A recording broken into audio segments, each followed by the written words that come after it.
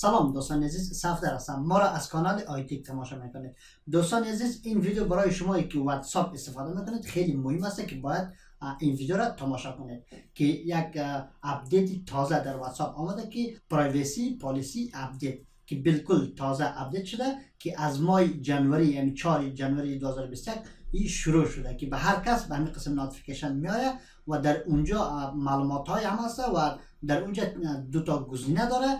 گزینه ای که اگری و نات نو داره. البته در سیستم اندروید اگری و نات نو است و در سیستم اپل که شما دوستایی که اپل دارید، آیفون دارید، تنها گزینه اگری را شما میتونید که پیدا کنید و این نوتیفیکیشن شاید که تا حالا در واتساپ بعضی شما آمده باشد که بعضی شما اگری کردید و بعضی شما نات نو. و امروز با شما میگم که چرا این نوتیفیکیشن یا پیام از طریق واتساپ برای ما آمده و ما چی باید بکنیم، اگری کنیم یا نات نو. و شما دوستایی که واتساپ استفاده میکنید این ویدیو را باید تا آخر ببینید که خیلی مهم است. اگر ما این نوتیفیکیشن را نات نو کنیم امکان داره که واتساپ ما برای همیشه از واتساپ حذف بشه، یعنی که واتساپ اکانت ما را بسته کنه.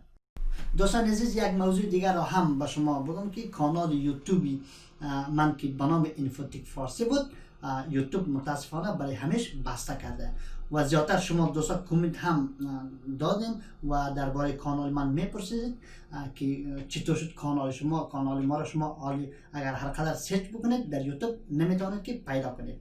و در برنامه بعدی خود من یک تا ویدیو ما اپلود میکنم که درباره امی کانال یوتیوب من که چرا کانال یوتیوب ما بسته شد و چی اشتباه هایی که ما کردم که تا شما هم اگر کانال یوتیوب دارید یا میخواید که کانال یوتیوب درست کنید و این قسم اتفاق برای شما هم نیفته. خب دوستا، وقتی شما که از واتساپ نوتیفیکیشن یا پیام دریافت میکنید به این شکل است. سمت چپ را ببینید که در سیستم اندروید است، گزینه اگری و نات نو را داره و سمت راست که آیفون است تنها گزینه اگری را شما میتونید که پیدا کنید.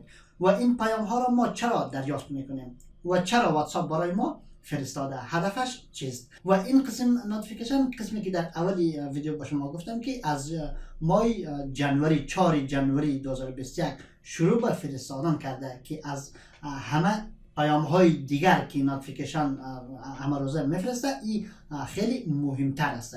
و این نوتیفیکیشن را که اگر بعضی شما دریافت کردید، اگر اگری کردید، دیگر بر شما نوتیفیکیشن یا پیام نمیآید از طریق واتساپ. و اگر نات نو کردید دوباره برای شما این قسم نوتیفیکیشن میفرسته. و اگر باز هم نات نو کردید و بعد واتساپ به این نتیجه میرسه که شما واتساپ کار نمیکنید، یعنی که شما اکانت واتساپ دیگر نمیخواید، واتساپ اکانت شما را امکان داره که برای همیشه بسته کنه.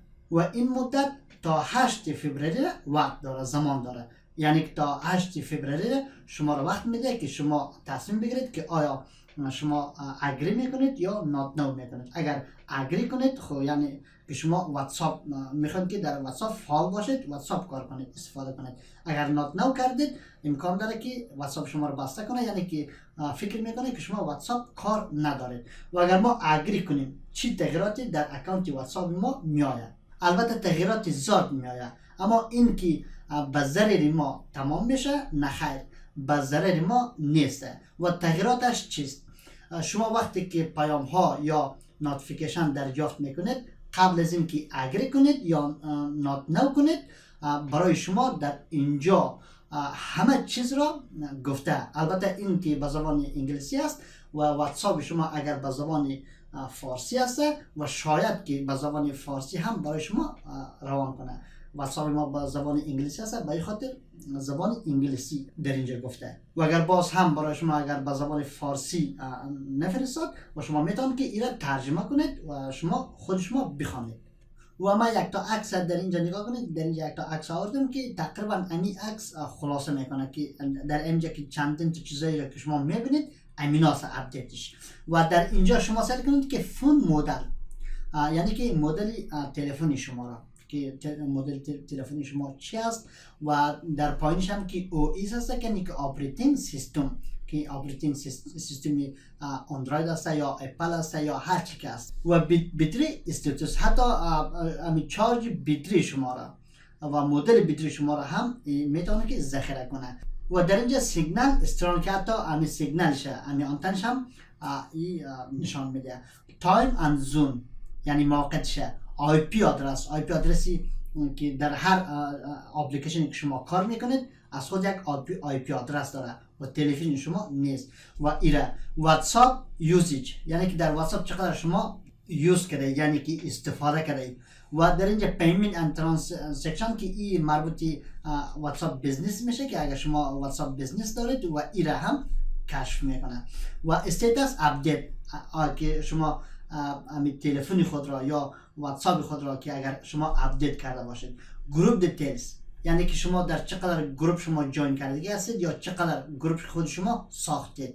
و پروفایل پیکچر عکس پروفایل شما را و about info و این همه چیزها را که میبینید و این همه میره در واتساپ ذخیره میشه.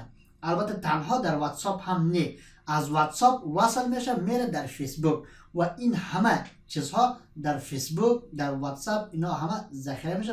البته به طور موقت یا یک ماه یا زیادتر از یک ماه این همه چیزها در سرور واتساپ در فیسبوک اینا ذخیره میشه.